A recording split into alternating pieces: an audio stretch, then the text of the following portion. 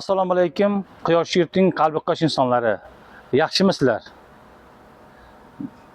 Biz bir murojaat izidan Toshkent shahar kichik va yoshlar sanoat zonasining boshqarmasi direksiyasi davlat muassasasidamiz.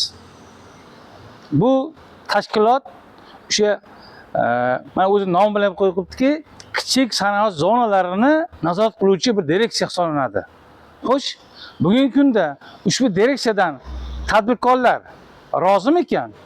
Tadbirkorlarni shu shartlarini bajargan bo'lsa ham ularga kadastr hujjatlarini qilib beryaptimikin?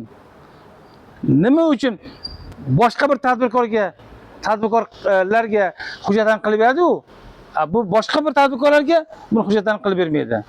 Prezident chiqargan qarorlari yo Vazirlar Mahkamasi qarorlari bir tadbirkorga boshqa mavzuda ishlatilishi kerak yo ikkinchi tadbirkorga boshqa ishlatilishi kerakmi? Mana hozir shu tadbirkorning onlarini gaplarini eshitasizlar. Assalomu alaykum aziz yurtdoshlarim, hurmatli prezidentimiz Shavkat Miromonovich. Meni yoshim 75 ga chiqdi. Ana shu O'zbekistonda tug'ilib, shu yerda o'sib, shu yerda tadbirkorlik bilan shug'ullanib keldim shu paytgacha. Endi meni farzandim, qizim xo'jayini 2009-yilda qazo qilgan. 3 ta farzandi bor. Toshkent direksiyasidan investorlik qilish uchun joy olgan edi.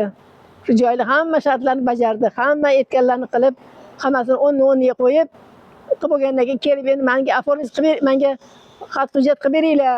O'zimning nomimga o'tkazib oling. Mana hamma kamchilikdan to'g'riladim. Biza bu direksiya, Toshkent direksiyasi qilib bermaydi. Bir 8 marta men o'zim keldim. O deydi, bu deydi, u yoqqa jo'nashadi, bu yoqqa jo'nashadi. Ikrom aka degani bor ekan.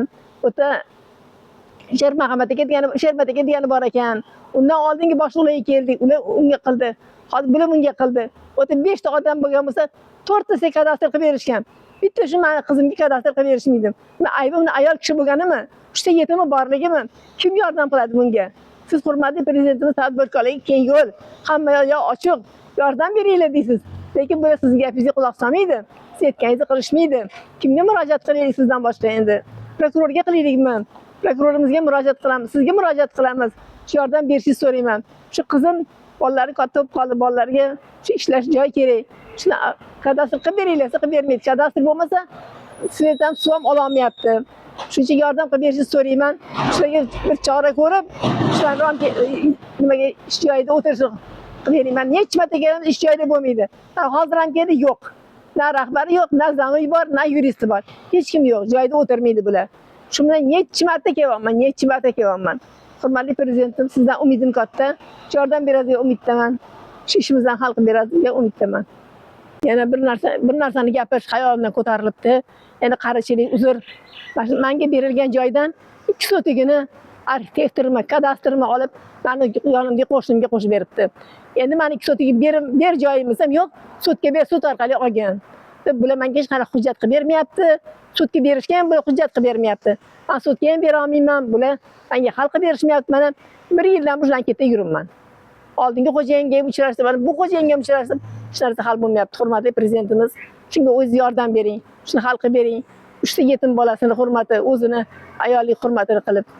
Rahmat sizga, hurmatli prezidentimiz. Bu ayol boshimdan oilasini tervatmoqchi mana. Bitta mahallaga bir chiqib murojaat qilmadi. Yo boshqadan bir pul so'ramadi. O'zi uchun o'zi harakat qilyapti mana. O'lganiga ham 26 yil bo'ldi, 16 yil bo'ldi xo'jayinini. 16 yildan hammasi ham erkak ham ayol bo'lib, 3 ta bolasini katta qilyapti. Hech kim yordam bermaydi. Buni aybi ayol bo'lganimi? 1 yildan mana sarson sargardon qilishadi. Shunga o'zingiz yordam berishingizni so'rayman. Mana o'zlaring bor gapni eshityapsizlar. Onaxon to'g'ridan to'g'ri prezidentga murojaat qilaman deyaptilar. Va qilyaptilar prezidentga murojaat. Nima uchun? Nima uchun fuqarolar to'g'ridan to'g'ri prezidentga murojaat qilyapti? Hokimga emas, yo prokurorga emas, prezidentga. Chunki odamlar ishonchi qolmayapti. Prokuraturadan ishonch qolmayapti, hokimlardan ishonch qolmayapti.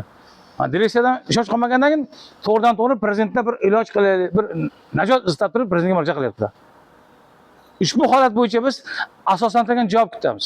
Nima uchun boshqa bir tadbirkorga kadastr hujjatlarini qilib beryapti? Boshqa bir tadbirkorga qilib bermayapti. Bunga javob berish mumkinmi? O'zbekiston Bosh prokuraturasi, Bosh Vazirlar Mahkamasi ushbu holatga asoslantirilgan javob beradi degan umiddamiz. Chunki sizlar bizga javob berasizlar, biz buni xalqqa yetkazamiz. Xalq ushbu holat bo'yicha sizlardan javob kutadi.